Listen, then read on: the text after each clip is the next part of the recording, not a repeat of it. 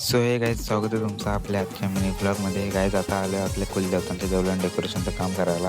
हे बघा गाईज आपले काय आधीच आलेले आहे. मला दुसरं झालं काय द्यायला.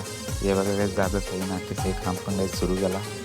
हे बघा गाईज सगळे आता इथे धावला आणि त्यांची कामं करताना बघा रोहन पण गाईज थर्मोकॉल कलर करते. सगळे काही त्यांची कामं करत. हे बघा गाईज मंदिर आणि बघा आम्ही कसला पसार करून ठेवल्या गाईज. आता काय करणार डेकोरेशन करायच्या बोलल्यावरती पसार तर होईलच गाईज.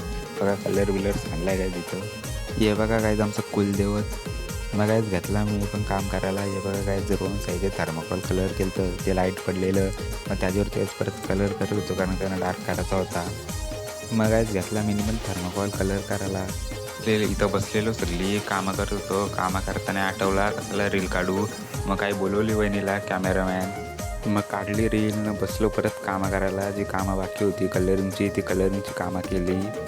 वाजलं रातचं 12 केला मंदिर लॉक घातला सामान. आता निघलो काहीच घरी जायला. सगळे निघली घरी जायला. घेतला सामान निघलो आता घरी जायला. चला भेटू आता पुढच्या मिनी ब्लॉगमध्ये. Bye bye.